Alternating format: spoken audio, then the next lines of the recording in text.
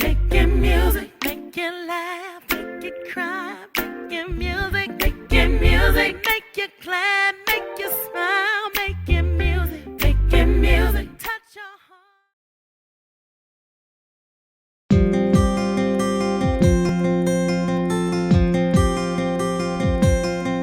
Being a little country girl, you didn't get exposed to a lot of things. So she wanted to take me to places to be exposed to the city life, as we would call it. Because here is what you see is all we had. There was no music at the time. We did everything with hardwood floors and so forth. So her taking me to those places exposed me to drums and hearing the piano and seeing guitar players. And I began to love those things. And even as a little girl, I would sing as if I heard music in my head, although I was doing it a cappella. To imagine growing up in a church that had no music, that was something else. We finally got a musician.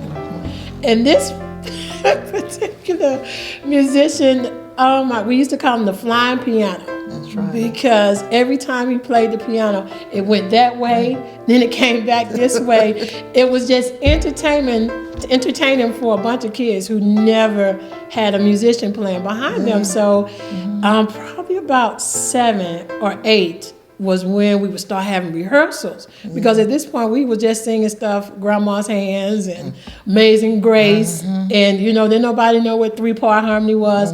But that was my first choir director. That's right. Was Mr. Bailey right here. And he would come all the way from Macon. And because of the urgency of just being a part of it, I don't know if that made him, because we couldn't have been paying him no more than some gas money from what my grandmother would tell me. But he was so faithful. Every Saturday rehearsal, every Sunday we would come, and it was like amazing. We thought we were the Mississippi Mass Choir and stuff, so it was amazing just to see that much love. And he taught me everything. My first solo was with Mr. Bailey. Mr. Bailey may have been in his early 40s at that time, and I was only about 7, 8, or 9 years old. Music means life to me. As a little girl, not coming from having a lot, so you made the most of everything that you had. And it was always music. It had something to do with music. I remember playing Mahalia Jackson and Mississippi Mass Choir. My grandparents always playing the radio station in Thomaston. WSFT. My grandfather was a radio broadcaster. That was the funniest thing. But even then, he would play some of the oldest music. But I fell in love with old music before I even had any idea what this new music was. So that made me want to write my own. Because every song I wanted to be able to not just reach young people, but the older as well, because that's all I grew up around. An old spirit. My spirit is so old, I say, because of the life and the wisdom that I'm around every day. So doing it now gives me the opportunity to say, I was always listening. I was always listening. I wanted to be young and hang out with friends, but that music, because of it having such that foundation of saying, look where he brought me from. My mom sings a song, through the years, I keep on toiling, toiling. And when I hear it, I'm like, now I don't know what she mean by that. And then as I started to experience my own, I said, okay, that's where I want to stay with my music. Something that has a greater foundation than just hearing the music sounds good. I want you to hear the words that actually brought somebody out of something. So when I say life, I feel like it's giving me my youthfulness every day, that I'm able to do it. Now that I'm even at a greater point at doing it. Even if I'm just doing it for my auntie, I give her that same deliverance as if it was a church full of people. So I know it's about life, because it doesn't matter who's there to receive it. And I can surely say music is her life. If we in the car riding, she's going to put a tape in. But when that tape finished, she going to sing a song. She's just going to start out on a familiar song and rock the car. When April come in my house, before she speak, she'll speak with a song. And when she finished, she said, "Hey, Auntie,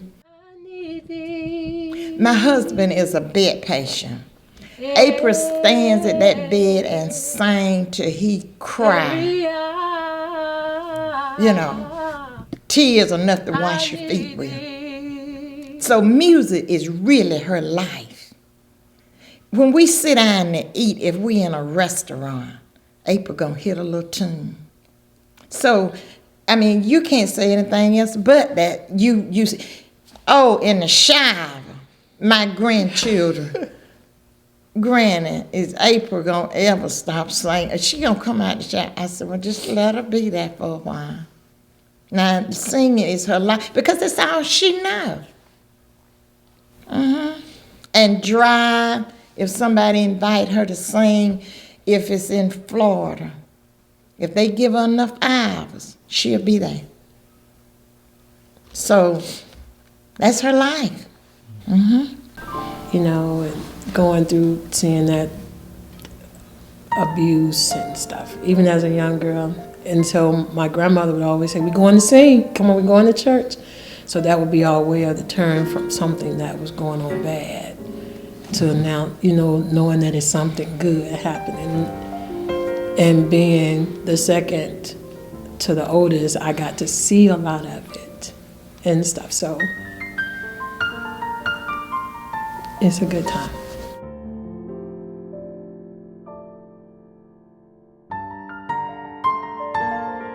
If you could have known just a life of coming from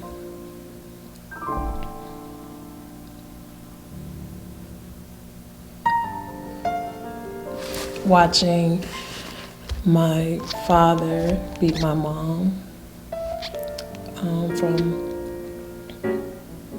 living in a home without running water and things of that sort, and to still be able to appreciate life. And music saved me from doing a lot of things I could have been into, from not having things and help raising my brothers and sisters while my mom worked 3 jobs, singing to them at a young age, putting them to sleep. The tears are happy tears because that just means you can make it regardless of what background you come from. You don't have to die in the process.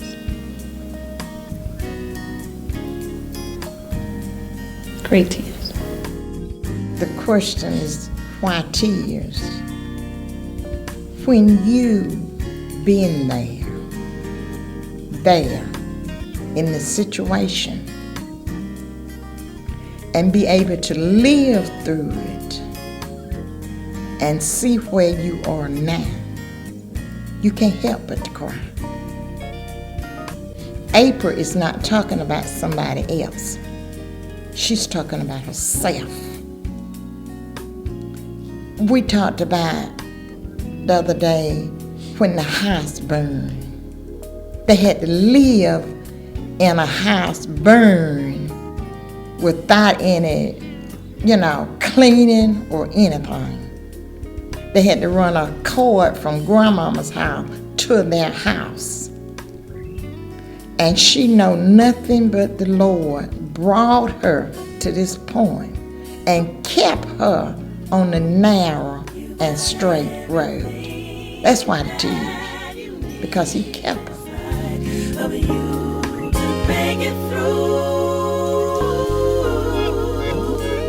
So if I had to say that motivation is going to see where things could be, but where I am and where I've come from is life. It's life.